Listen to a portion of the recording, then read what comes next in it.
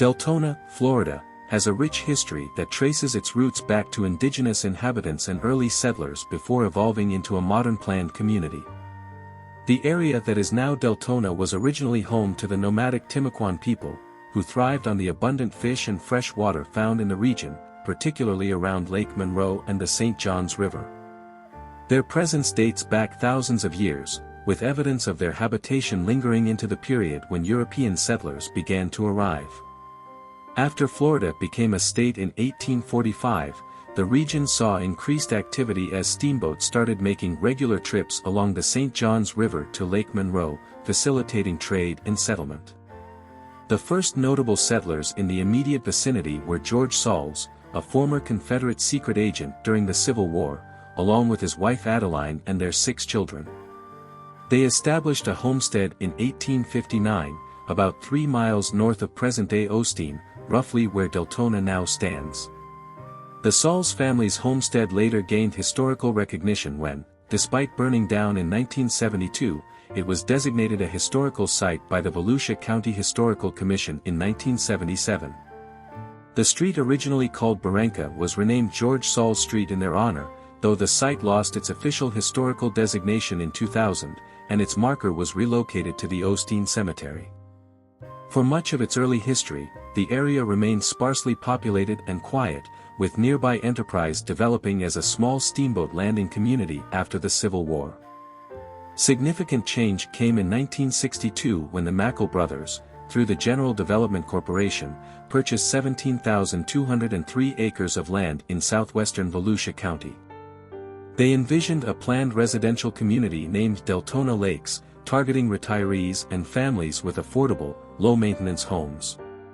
The development opened to buyers in November 1962, coinciding dramatically with the Cuban Missile Crisis, yet it still attracted its first residents by April 1963. By the end of that year, Deltona had 78 families and a population of 180. The Mackle brothers' aggressive marketing, which spanned the U.S. and even international markets, fueled rapid growth, transforming Deltona into one of Central Florida's largest cities by the late 20th century.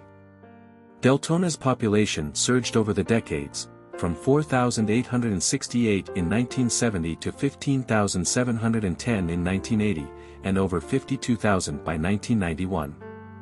This growth prompted residents of the unincorporated community to vote for incorporation in September 1995, officially establishing the city of Deltona on December 31, 1995, after 2 failed attempts in 1987 and 1990. A 7-member commission was elected to govern the new city, which by 2000 had become the most populous in Volusia County, a status it retains today with a population of 93,692 as of the 2020 census.